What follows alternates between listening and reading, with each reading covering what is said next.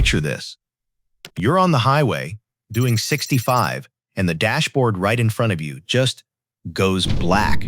No speedometer, no warning lights, nothing. And here's the scary part. I didn't make that up. That exact problem is sitting inside active recalls on brand new sedans sold in America right now.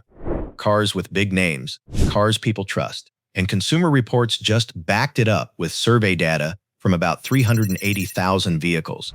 Today I'm showing you 3 brand new sedans that Consumer Reports flagged for real reliability problems, not old clunkers, but cars sitting on dealer lots today. And the number 1 pick, that's the one nobody sees coming. It's the brand everyone calls the smart luxury buy. So stick with me. This could save you a lot of money and a whole lot of headaches.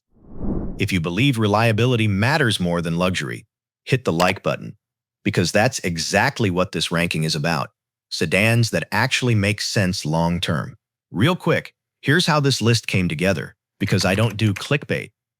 Every year, Consumer Reports asks hundreds of thousands of owners what actually broke on their cars. 20 trouble areas, from squeaky brakes all the way up to engines and batteries. I took their newest findings and checked them against government recall records and real owner stories. Every car on this list has 2 strikes against it, below average marks in Consumer Reports' own data, and at least 1 recall that's active right now. And by the end, you'll notice something strange all 3 cars share. It's not the engines failing anymore. It's the screens. It's the software. All right, let's get into it.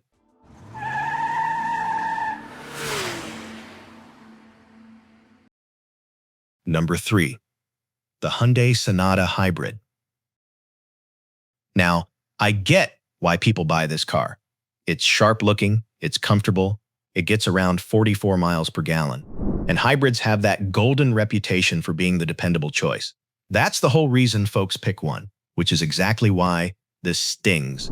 Consumer Reports has reliability data on about 30 hybrids sold in America. Out of all 30, only 2 scored below average. The Sonata Hybrid is one of them. The car people buy for peace of mind couldn't even earn an average grade.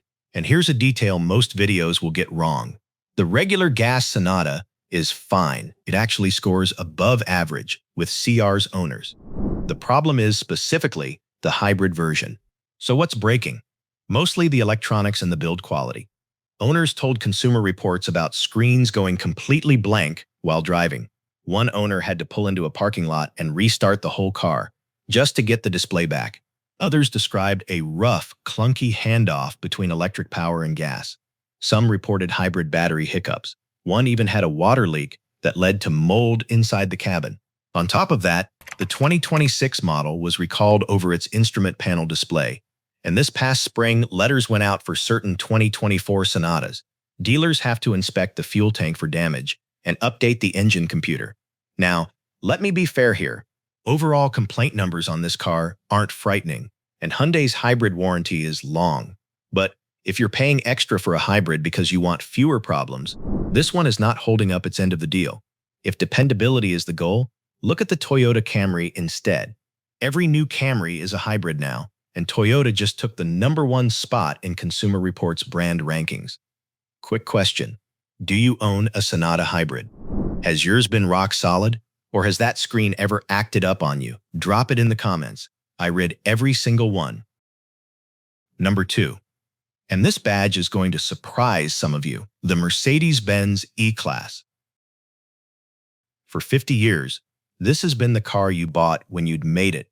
It's beautiful. It rides like a dream, and it feels like a bank vault with leather seats.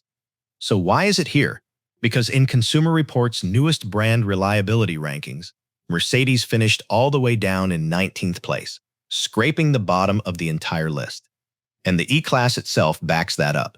Owners of the 2025 model rated it less reliable than other cars from the same year, and CR expects the 2026 to come in below average too. But here's what should really get your attention. There's a recall happening right now. Letters started reaching mailboxes at the end of June on 2024 through 2026 models, including the E-Class. The infotainment computer can reset itself while you're driving, and when it resets, the dashboard display can go blank. Remember that scene from the start of this video? A blank dash at highway speed. This is that car. One owner on a Mercedes forum described his screen shutting off on its own, over and over, while driving. 3 dealer trips. He started talking lemon law. Let me be fair again. That's how we do things here. Total complaint numbers on this car are still small. Plenty of owners love theirs. And honestly, it's a wonderful car to drive. That's actually the trap. The test drive will never show you any of this. Everything feels perfect for 20 minutes on a Saturday. The problems show up in month 8 in your driveway.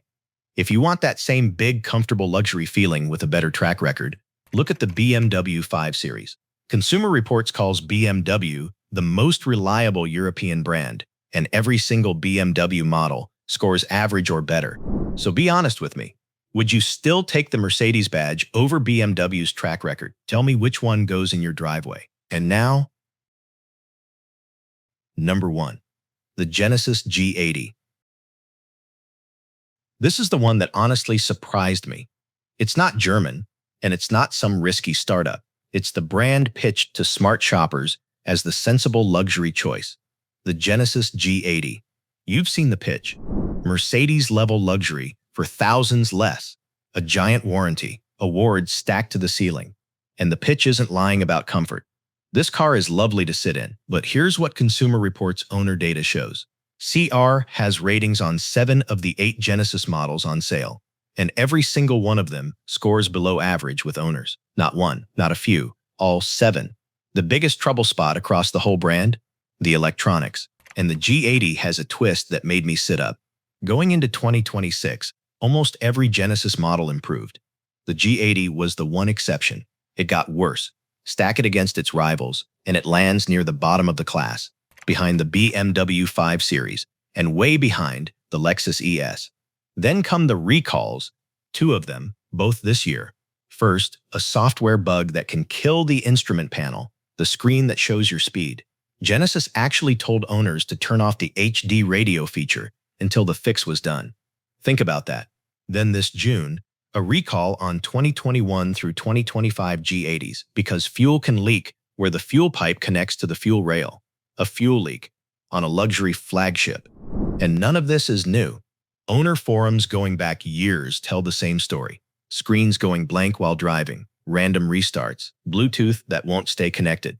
One owner's navigation screen died every single day within his first 500 miles, and the dealer admitted other customers had come in with the exact same problem. Now I'll be straight with you, because there's another side. J.D. Power ranks Genesis as a top 10 brand and scores the G80 high. So who's right? They measure different things. J.D. Power leans heavily on the early ownership experience. Consumer Reports asks hundreds of thousands of owners what actually broke over time. And when government recalls line up with exactly what CR's owners are reporting, screens, software, electronics, that tells you which data to trust. Yes, the warranty is real and generous, but a warranty pays for the repair. It doesn't give you back the Tuesday you spent sitting at the dealership.